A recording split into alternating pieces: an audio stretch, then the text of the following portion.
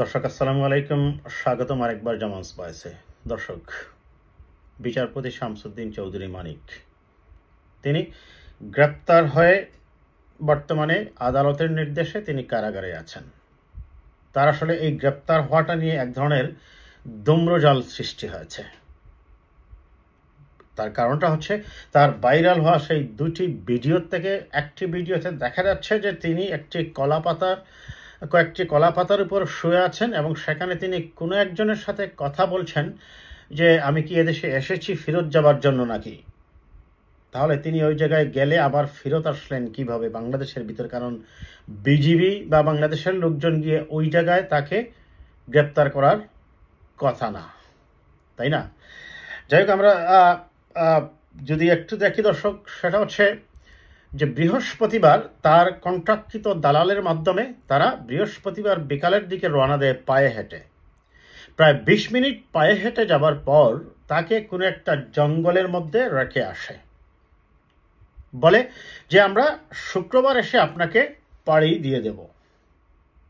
এখন প্রশ্ন হচ্ছে, তিনি এখানে দেখা যাচ্ছে যে রিপোর্টে তিনি নাকি বৃহস্পতিবার রাত্রেবেলা ওই জঙ্গলের মধ্যেই ছিলেন একা একা,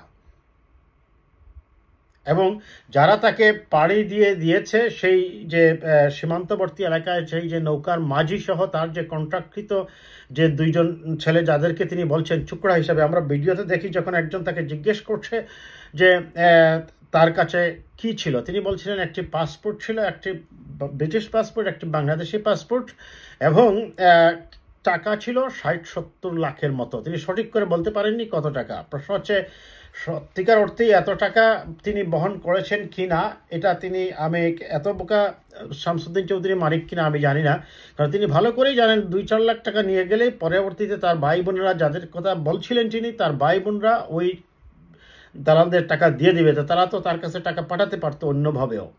তিনি 60-70 লাখ টাকার সাথে নিয়ে এইভাবে পাড়ি দেবার জন্য রওনা হয়েছিলেন কিনা, এটা একটি প্রশ্ন।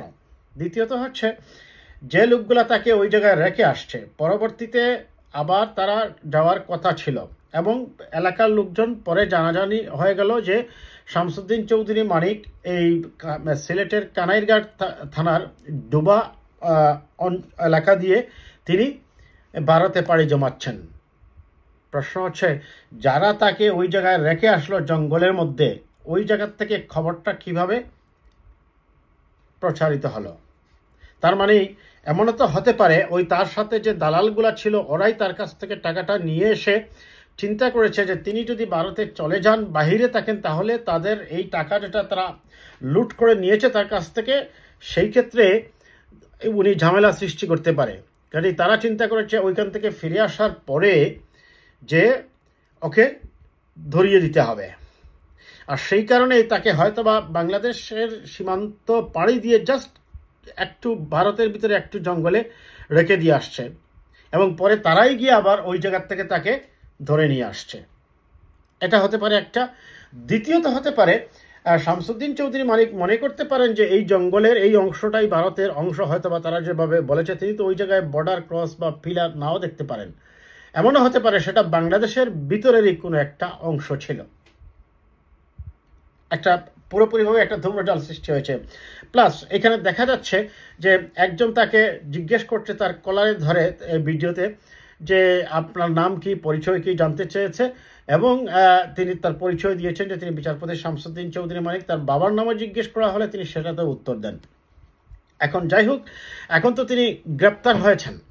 তাকে গ্রেপ্তার করে নিয়ে আসার পর গ্রেপ্তার নিয়ে আমি আরেকটা কথা বলতে চাই দর্শক। আমরা দেখেছি ভিডিওতে, তার দ্বিতীয় যে ভিডিওটা ভাইরাল হয়েছে সেখানে আমরা দেখেছি যে বিজিবির সদস্যরা তার হাতে কোমরে রশি দিয়ে বেঁধেছেন। দেখুন, এই কথাটা বেশ কয়েকটি ঘটনা অলরেডি ঘটে গেছে। সালমান এফ রহমান, আনিসুল হককেও আমরা দেখেছি যে রশি দিয়ে বাঁধা হয়েছে। অপরাধী যেই হোক, তাদের সামাজিক অবস্থান, রাজনৈতিক অবস্থান বিবেচনা করে কোনোভাবেই এইভাবে রশি দিয়ে কোমরে বেঁধে, হাতে রশি দিয়ে বেঁধে, এটা আইন বলে না। আমি সুস্পষ্ট করেই বলছি দর্শক, আমরা জানি, এটা বুঝি, জনাব বিচারপতি শামসুদ্দিন আহমদ মানিক বিচার ব্যবস্থাকে পুরোপুরিভাবে কলুষিত করেছেন, ডিভালুয়েট করেছেন, ডিমোরালাইজ করেছেন। বিচার ব্যবস্থার ব্ল্যাক হিস্ট্রি বলা যায় তাকে। তিনি তার অপরাধ যে কতটুকু হয়েছে, তিনি 2015 সালের সেপ্টেম্বরে রিটায়ারমেন্টে যাওয়ার পর একের পর এক টক শোগুলোতে গিয়েছেন, এবং এই টক শোগুলোতে আপনারা এই টক শোতে তিনি কিছুদিন আগেও দীপ্তি চৌধুরী নামে সম্ভবত একজন উপস্থাপিকাকে অপমান করেছেন, এবং তার নামটাও ওই ভিডিওতে আমরা দেখছি একজন জিজ্ঞেস করছে, আপনি সেই মানিক খা, আপনি ওই উপস্থাপিকাকে রাজাকার বলেছিলেন। পরে তিনি অবশ্য বলছেন যে তিনি এর জন্য ক্ষমাও চেয়েছেন। যাই হোক, এইভাবে রশি দিয়ে কোমরে বেঁধে, হাতে রশি দিয়ে বেঁধে কোনোভাবেই কোনো আইন সেটা বলে না।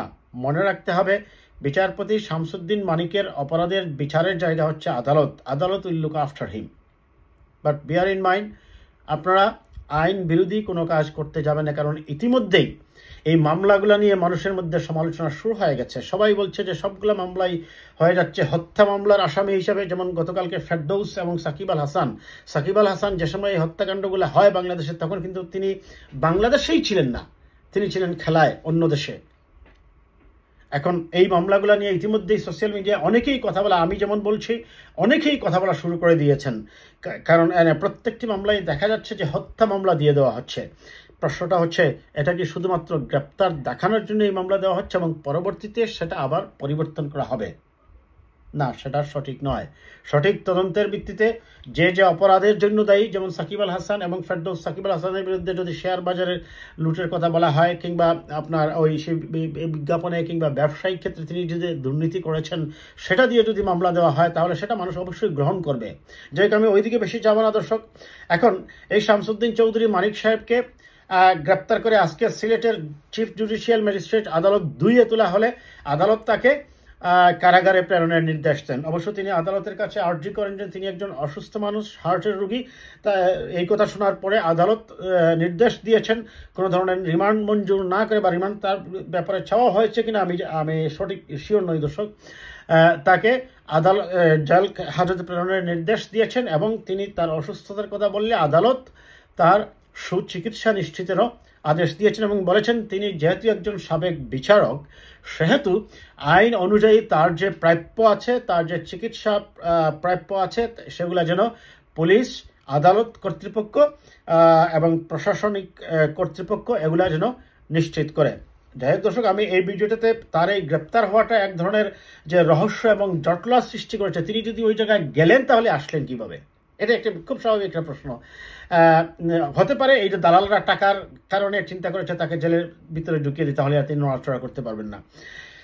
আর যেটা আমার কনসার্ন, যেটা শুধু যে জনাব শামসুদ্দিন চৌধুরী মানিকের এই মামলাটা নয় এবং তাকে গ্রেপ্তারের বিষয় নয়, অনেকগুলা গ্রেপ্তারে আমরা দেখছি অনেক ক্ষেত্রে আইনকে সঠিকভাবে মানা হচ্ছে না। কারণ আমরা এই বাংলাদেশ দেখার জন্য এই আন্দোলনকে সমর্থন করিনি, আমরা সমর্থন করেছি রুল অফ ল নিশ্চিতের জন্য। সেই rule of law Shamsuddin Chowdhury মানিকের কোমরে রশি, হাতে রশি, সালমান এফ রহমান আনিসুল হককে রশি দিয়ে বেঁধে রাখা, এটা সাপোর্ট করে কিনা দর্শক, বিচারের ভার আপনাদের উপরেই রেখে দিলাম। আমি জানি আপনারা বলবেন আবেগ দিয়ে যে এরা অনেক অপরাধ করেছে, এদের সাথে আমার কি মানবিকতা। নাও, এই কথাটা ঠিক নয়। এরা, আমি আবারও বলছি, এরা অপরাধ যে কি পরিমাণ করেছে তাদের শাস্তি আদালত নির্ধারণ করবে। কিন্তু আপনি একটি শাস্তি নিশ্চিতের জন্য আপনি আরেকটি অন্যায় করতে পারেন না। আইন যেভাবে বলে তাদেরকে গ্রেপ্তারের যার যে সুযোগ সুবিধা আছে সেটাই প্রয়োগ করুন, এবং আইনকে মেনে এই মামলাগুলা যেন সঠিকভাবে জনগণ মনে করে যেন সঠিক বিচার হয়েছে, এবং তাদের প্রতি, বন্দীদের প্রতিও, আসামিদের প্রতিও সঠিক ন্যায় বিচার করা হয়েছে, আমরা সেটাই দেখতে চাই। আর সেই রুল অফ ল নিশ্চিতের জন্যই আমরা এই আন্দোলনকে সমর্থন করেছি। এমন বাংলাদেশই আমরা চাই। যেটা হচ্ছে এখন, 2-1টা ঘটনা ইতিমধ্যে হয়ে গেছে, আমরা সেই বাংলাদেশ দেখতে চাই না। ভালো থাকবেন দর্শক, কথা হবে।